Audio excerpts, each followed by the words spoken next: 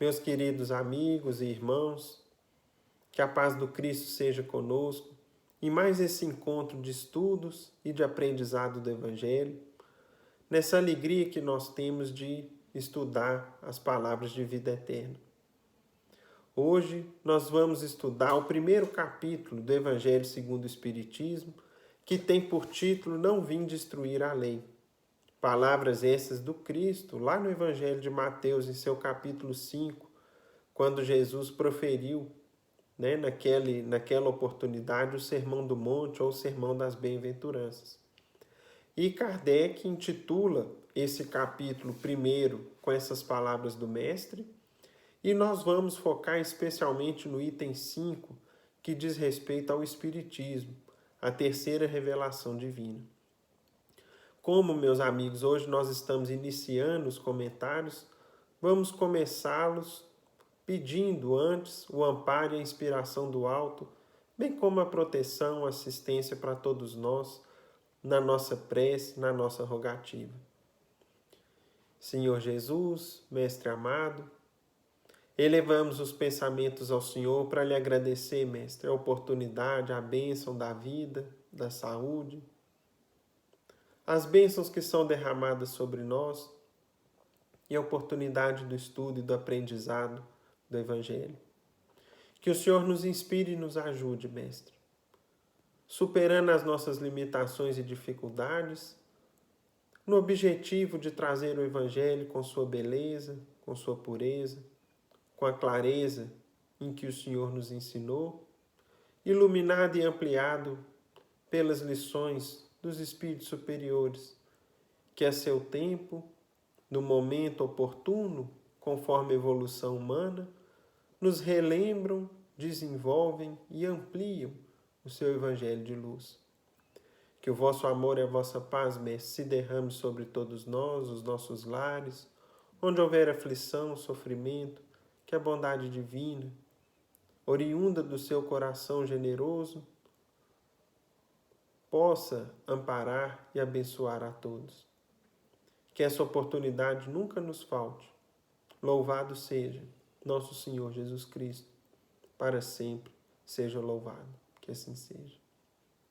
E com a nossa prece, em nome de Deus nosso Pai, de Jesus, nosso Mestre amado, e de Paulo de Tarso, patrono de nossa casa de oração, estudo e trabalho, agradecemos ao alto e damos por iniciados nossos estudos, na santa paz do Senhor, que assim seja.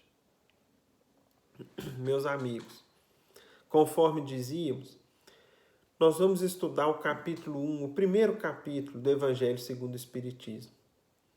E quando a gente faz uma leitura, um estudo desse capítulo como um todo, nós observamos que a disposição dessas citações evangélicas e dos comentários de Kardec, bem como das instruções dos Espíritos, logo aqui em primeiro lugar, não se dá por acaso. Pelo contrário, Kardec, por meio desse capítulo, mostra para a gente, assim, numa apertada síntese, num resumo muito breve, a ligação existente entre as três principais revelações divinas no nosso plano, no nosso planeta Terra, que vieram por intermédio de Moisés, que nos trouxe os 10 mandamentos, o decálogo, as leis básicas do comportamento humano na Terra, que até hoje constituem-se base da boa moral, da boa conduta.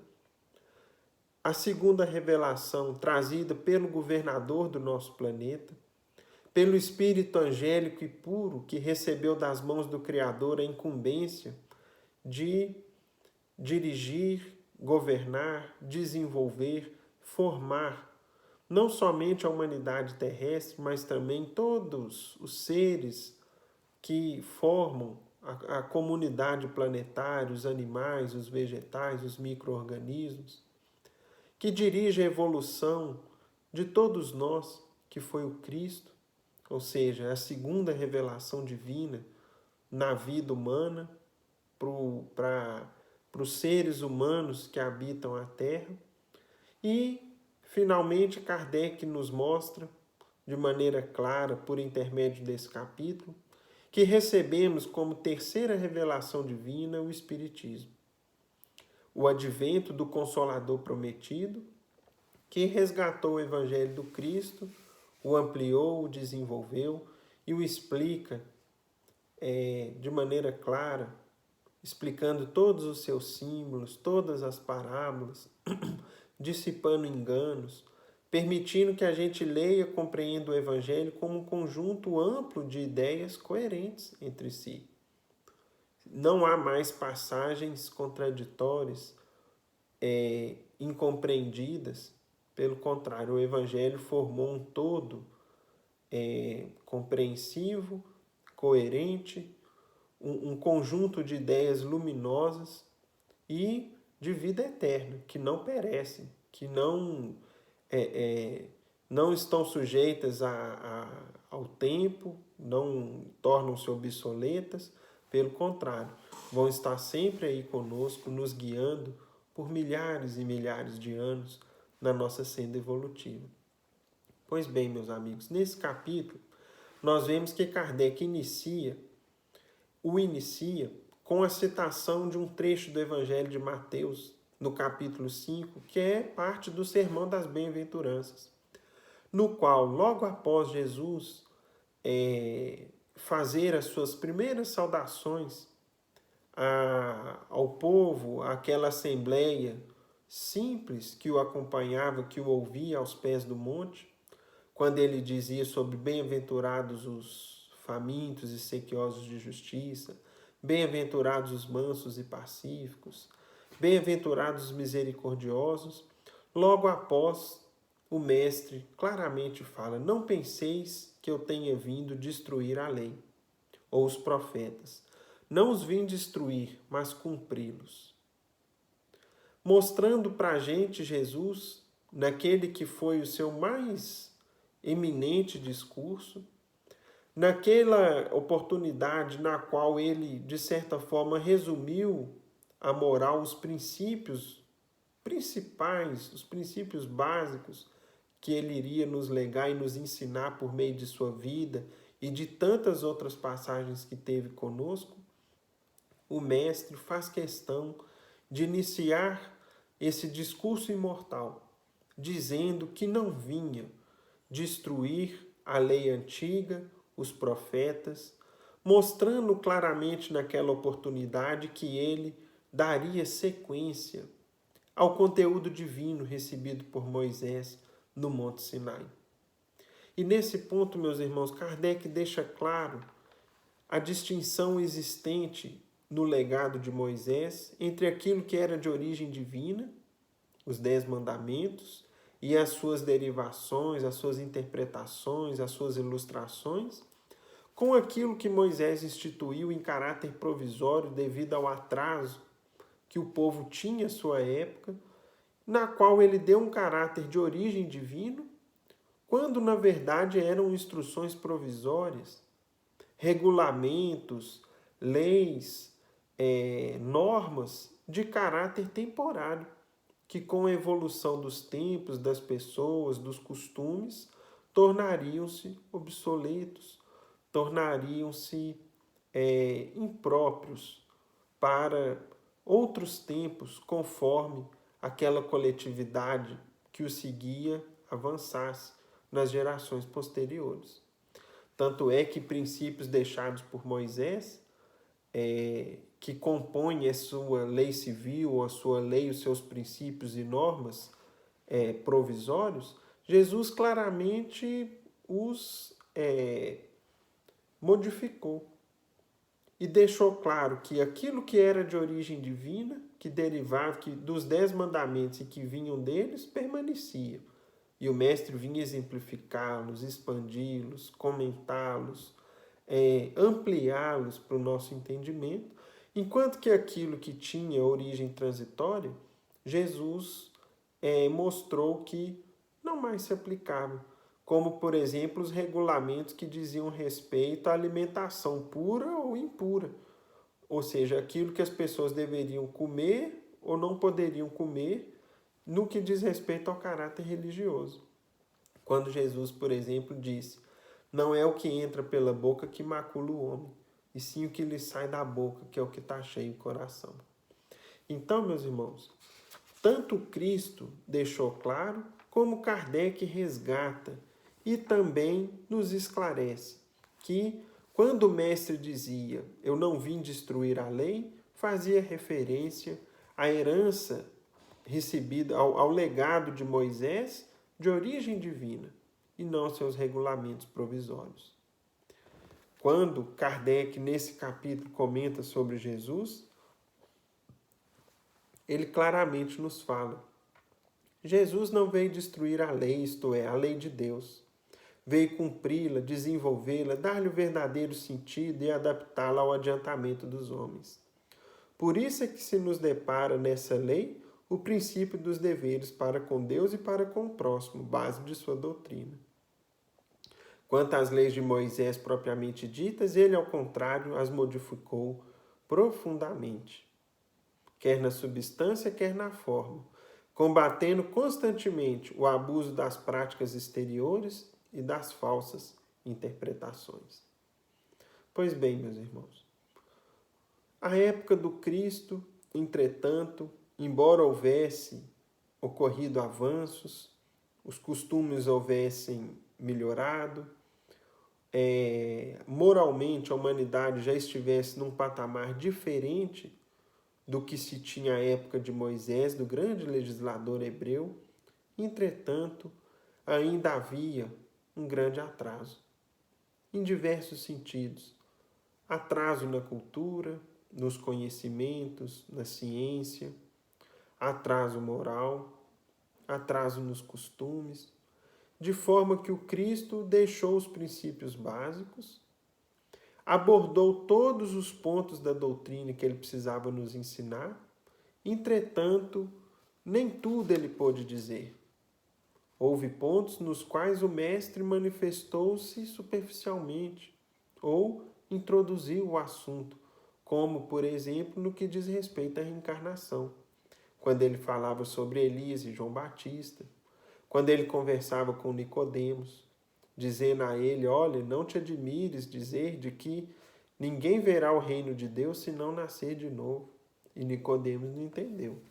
Então, conforme Kardec nos comenta, o Cristo não disse tudo, limitando-se a respeito de muitos pontos a lançar o germe de verdades, que, segundo ele próprio declarou, ainda não podiam ser compreendidas. Falou de tudo, mas em termos mais ou menos implícitos. Para ser apreendido o sentido oculto de algumas palavras suas, mister se fazia que novas ideias e novos conhecimentos lhe trouxessem a chave indispensável. Importava, pois, dar à ciência tempo para progredir. E não foi à toa que João registrou uma promessa que o Cristo, tal como todas as demais, não deixaria de cumprir. Certa feita, o evangelista João registrou as palavras do Cristo quando dizia: se me amais, guardai os meus mandamentos. E eu rogarei ao Pai a fim de que vos envie outro Consolador, que ficará eternamente convosco, que vos fará relembrar o que foi esquecido, o que foi mal interpretado, e que iria ampliar o sentido, o conhecimento, aquilo que o Mestre não pôde desenvolver à sua época. E esse Consolador, conforme aprendemos nos nossos estudos, é a doutrina espírita, que não tem uma única personalidade a simbolizá-lo. Por quê? Porque é o ensino dos espíritos. O seu advento, a sua chegada, foi presidida pela falange do Espírito de verdade, um conjunto de espíritos muito elevados, irmãos nossos superiores em inteligência, em moral, em conhecimento e entendimento das leis divinas e do Evangelho de Nosso Senhor, que usaram de um intermediário, que foi Kardec, para organizar conhecimentos, mensagens, comentários que vinham de diferentes médiuns, que eram rigorosamente checados, comparados uns com os outros, para que assim tivessem um critério que os embasasse porque viesse uma comunicação, uma mensagem de uma única fonte, o que garantiria a sua exatidão, a sua verdade, a sua precisão, de maneira que Kardec, enquanto trabalhador humano, foi criterioso, cuidadoso ao selecionar, reunir, agregar todo aquele conteúdo de mensagens que afluíam, que vinham para ele, e ao compará-las, via aquelas que guardavam consonância com o Evangelho, que eram coerentes entre si, e, apoiado pela espiritualidade superior, organizou essas lições e as comentou no conjunto de livros, de 5 livros, que ele nos deixou há praticamente 150, 170 anos atrás, portanto, no século XIX. Então, meus irmãos, comenta para nós, Kardec, a respeito do Espiritismo. O Espiritismo é a ciência nova que vem revelar aos homens, por meio de provas irrecusáveis, a existência e a natureza do mundo espiritual e as suas relações com o mundo corpóreo.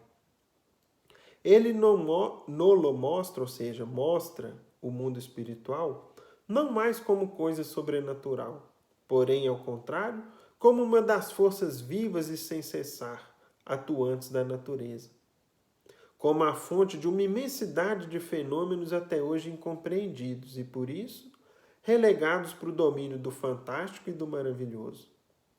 É a essas relações que o Cristo alude em muitas circunstâncias. E daí vem que muito do que ele disse, ou seja, Jesus, muito do que Jesus disse, permaneceu ininteligível ou falsamente interpretado. O Espiritismo é a chave, com o auxílio da qual tudo se explica de modo fácil. Ou seja, meus irmãos, é a partir da doutrina que nós conhecemos melhor o próprio Cristo. É a partir das lições da doutrina, dos comentários dos espíritos superiores, que nós temos interpretações seguras, não mais sujeitas aos enganos, aos pontos de vista de um ou de outro comentarista, não mais sujeitas às limitações que nós carregamos, ao humor que eventualmente a gente está num dia ou no outro, a estarmos melhores ou piores no que diz respeito aos demais aspectos da nossa vida. Nada disso. São os espíritos superiores que vieram, que interpretaram o Evangelho do Cristo, que o resgataram em sua pureza e que fazem com que ele seja completamente compreendido, completamente desvendado, por exemplo, naqueles pontos onde Jesus utilizou-se de símbolos, onde o Cristo utilizou-se de linguagens figuradas, como, por exemplo, das parábolas. Nós temos ainda Kardec comentando que o Espiritismo, assim como o Cristo disse, não vim destruir a lei, porém cumpri-la, o Espiritismo também diz, não vem destruir a lei cristã, mas dar-lhe execução. Nada ensina em contrário ao que ensinou Jesus, mas desenvolve, completa e explica, em termos claros e para toda a gente, o que foi dito apenas sob forma alegórica. Então, meus irmãos, nós temos aqui, portanto, 3 revelações que se completam, que são mutuamente dependentes uma da outra e que estão entrelaçadas para sempre. Uma não vem, da mesma forma que o Cristo não veio destruir o legado, o patrimônio divino que Moisés recebeu no Monte Sinai, o Espiritismo também não vem destruir ou alterar a moral cristã. Vem complementá-la, desenvolvê-la, ilustrá-la, interpretá-la de maneira clara, sem conhecimento oculto, em livros, mensagens, comentários que estão disponíveis para todos, e não mais para um círculo fechado de iniciados, de sacerdotes, nada disso. Basta que a gente estude, basta que a gente procure. A respeito da doutrina espírita, meus amigos, nós temos, por exemplo, no Livro dos Espíritos, logo em sua introdução, um resumo de princípios que marcam a terceira revelação divina. No item 6 da introdução do Livro dos Espíritos, Kardec traz vários pontos que nós vamos somente citar alguns, quando ele fala assim conosco. Resumimos aqui em poucas palavras os pontos mais importantes da doutrina que nos transmitiram, a fim de mais facilmente respondermos a certas objeções. Deus é eterno, imutável, imaterial, único, onipotente, soberanamente justo e bom. Criou o universo que compreende todos os seres animados e inanimados, materiais e imateriais. Os seres materiais constituem um mundo visível ou corporal, e os seres imateriais um mundo invisível ou espiritual, isto é, dos espíritos. O mundo espiritual é o mundo normal, primitivo, eterno, preexistente e sobrevivente a tudo. O mundo corporal é secundário. Poderia deixar de existir ou não ter existido jamais, sem alterar a essência do mundo espiritual. Os espíritos revestem temporariamente um envoltório material perecível, cuja destruição pela morte lhes restitui a liberdade. E aqui continua, meus irmãos, vários pontos onde resumem para nós o que vem a ser a nossa crença, o que vem a ser a terceira revelação divina para a coletividade humana na Terra, que tem feito com que nós caminhemos com segurança, conforme as alternativas que a vida física nos apresenta. São muitos outros pontos que Kardec comenta aqui, e que tomariam de maneira demasiado o nosso tempo se nós nos dedicássemos aqui à continuidade da leitura. Portanto, fica aí a referência de estudo. Basta que os irmãos depois procurem na introdução do Livro dos Espíritos, o item, né, a parte aqui, como se fosse o capítulo 6 da introdução ao Livro dos Espíritos. Pois bem, meus amigos, nós gostaríamos de empregar o nosso tempo nos comentários desse tema, nos apoiando em algumas opiniões de Emmanuel, constantes no livro Consolador, quando fala para a gente sobre o Velho Testamento, sobre o legado de Moisés, quando comenta para nós a respeito do Cristo, do Messias, bem como também algumas opiniões e respostas dele a respeito da doutrina espírita. Na pergunta de número 263, foi perguntado para Emmanuel o seguinte: deve-se atribuir ao judaísmo missão especial em comparação com as demais ideias religiosas do tempo antigo? Resposta: embora as elevadas concepções religiosas que floresceram na Índia e no Egito, e todos os grandes ideais de conhecimento da divindade que povoaram a antiga Ásia em todos os tempos, deve-se reconhecer no judaísmo a grande missão da revelação do Deus único.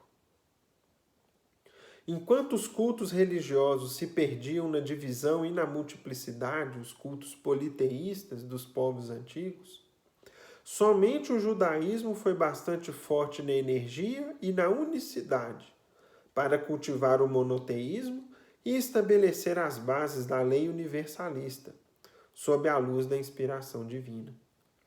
Por esse motivo, não obstante os compromissos e os débitos penosos que parecem perpetuar os seus sofrimentos, através das gerações e das pátrias humanas no doloroso curso dos séculos, o povo de Israel deve merecer o respeito e o amor de todas as comunidades da terra, porque somente ele foi bastante grande e unido para guardar a ideia verdadeira de Deus através dos martírios da escravidão e do deserto.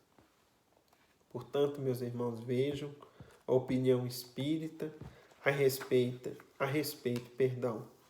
do patrimônio resguardado, difundido, divulgado pelos judeus, que constituem-se em alicerce do edifício da fé, que hoje nós podemos usufruir. Na pergunta mais adiante, de número 267, nós temos Emmanuel dizendo, sendo perguntado e respondendo o seguinte: qual a posição do Velho Testamento no quadro de valores da educação religiosa do homem? Resposta: no quadro de valores da educação religiosa, na civilização cristã, o Velho Testamento, apesar de suas expressões altamente simbólicas, portanto, meus irmãos, é um livro que jamais pode ser lido e interpretado ao pé da letra, literalmente, porque é um livro repleto de simbolismo, de linguagem figurada, no qual comenta Emmanuel, por exemplo, no livro A Caminho da Luz, que somente os grandes mestres antigos do povo hebreu conseguiam decifrar, compreender em sua profunda essência. Então, fica a ressalva o cuidado que devemos ter. Voltando. Apesar de suas expressões altamente simbólicas, poucas vezes acessíveis ao raciocínio comum, deve ser considerado como a pedra angular, ou como a fonte máter da revelação divina. Ou seja, é o alicerce da revelação divina no mundo. E, portanto, não pode ser desprezado, não pode ser esquecido. E não é à toa que, junto às lições de Jesus, constituídas no Novo Testamento pelos 4 evangelhos, que são complementados pelo livro de Atos dos Apóstolos, pelas cartas de Paulo, pelas chamadas cartas universais e, finalmente, pelo Apocalipse de João, nós temos, na nossa atual tradição cristã espírita, os livros que compõem o Velho Testamento, formando a nossa Bíblia. Por quê? Porque é um alicerce. Há ali princípios com os quais nós deveríamos aprender e refletir em torno deles com o devido cuidado, com a devida iluminação, com a devida instrução, especialmente dentro da doutrina espírita, a partir dos comentários e das ilustrações que nos trazem os espíritos superiores. A título de exemplo, nós temos lá em um dos livros de Moisés, o Deuteronômio, um trecho lá em que é feita a proibição de consulta aos mortos, como se fosse uma proibição ao exercício da mediunidade. Irmão X, Humberto de Campos, tem uma página intitulada A Proibição de Moisés, na qual ele explica o contexto vivido por Moisés, onde tentou-se a mediunidade, mas foi um fracasso devido às imperfeições das pessoas, que só queriam usufruir dela ali benefícios materiais imediatos, e, portanto, Moisés proibiu naquela época o exercício da mediunidade para que o povo não agravasse a situação em que estava. Mas depois o próprio Cristo revogou essa proibição quando, em diversas circunstâncias, quando curou, quando transfigurou-se no Tabor, quando permitiu, por exemplo, a ocorrência do Pentecostes após a sua morte, né? Após o martírio do Mestre, em tantas outras situações onde a mediunidade manifestou-se, né? A respeito de Jesus, Emmanuel nos traz na pergunta 282 o seguinte: se devemos considerar o Velho Testamento como a pedra angular da revelação divina, qual a posição do Evangelho de Jesus na educação religiosa dos homens? Resposta: o Velho Testamento é o alicerce da revelação divina. O Evangelho é o edifício da redenção das almas. Um é o alicerce, a base, o outro é o edifício. Não nos basta só o alicerce para que a gente abrigue, para que a gente more. Nós precisamos do edifício construído, né? Como tal, devia ser procurada a lição de Jesus não mais para qualquer exposição teórica, mas visando cada discípulo ao aperfeiçoamento de si mesmo, desdobrando as edificações do Divino Mestre no terreno definitivo do Espírito. Então, portanto, deveríamos ter no Evangelho a fonte de consulta diária, o guia, o roteiro diário para a nossa conduta, para o nosso comportamento, que muito iria nos esclarecer. A esse respeito, meus irmãos, nós temos uma passagem da vida do Chico no livro Notáveis Casos de Chico Xavier, que é de autoria de Oswaldo de Castro. O extraordinário benefício de uma mensagem do Evangelho. Aos sábados à noite, nós acompanhávamos Chico nas saudosas peregrinações, levando um lampião para iluminar a escuridão nos locais visitados. À porta de cada casa, um dos moradores abriu o Evangelho segundo o Espiritismo, ao acaso. Paramos à entrada de um casebre e o morador abriu o Evangelho. Chico leu a lição que se referia ao perdão. No sábado seguinte, no mesmo casebre, de novo o Senhor abriu o Evangelho e a lição foi a mesma, exaltava o perdão. No outro sábado, pela terceira vez, caiu novamente o mesmo texto. E aí alguns poderiam dizer, né? Nossa, cai sempre o mesmo texto, eu já conheço esse texto, eu já li, mas a gente já compreendeu? Nós já colocamos em prática? Nós já extraímos daquele texto, daquela passagem evangélica, o devido conteúdo, a devida orientação para a nossa vida? Essa é a grande pergunta. Nesse terceiro sábado, onde caiu pela terceira vez o trecho sobre o perdão, o morador emocionado assim lhe falou, expressando-se em seu linguajar simples. Seu Chico, se não fosse a leitura que o senhor fez, eu tinha matado o meu genro. Sábado passado, o senhor leu pela segunda vez a lição que fala do perdão. Pouco tempo depois, meu genro me deu um tiro com um revólver, mas não acertou. Eu peguei a espingarda e quando fui atirar, lembrei do que o senhor leu, baixei a arma e perdoei ele. É surpreendente como atua o plano espiritual em nosso favor. Os espíritos que acompanhavam o Chico, sentindo que algo muito grave iria ocorrer com a família daquele casebre, fizeram aquele senhor abrir a lição sobre o perdão por 2 vezes e puderam evitar a fatalidade familiar. No terceiro sábado, caiu a mesma lição ao acaso para que o sogro se certificasse de que agira corretamente, não revidando a agressão do genro. Naquele singelo ambiente, com carência material e afetiva presentes, Chico foi instrumento da espiritualidade, evitando que uma tragédia de grandes proporções destruísse o lar. Essa lição que aprendi na peregrinação permanece comigo. Quanto bem o meu querido amigo espalhou pelo mundo em sua existência. Isso dizendo sobre o Chico. E agora, meus irmãos, concluindo, vamos às perguntas que Emmanuel trata sobre o Espiritismo, também no livro Consolador, 352.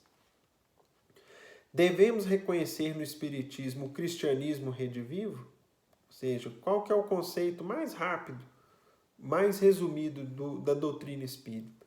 O cristianismo novamente, redivivo, resgatado, ampliado, compreendido.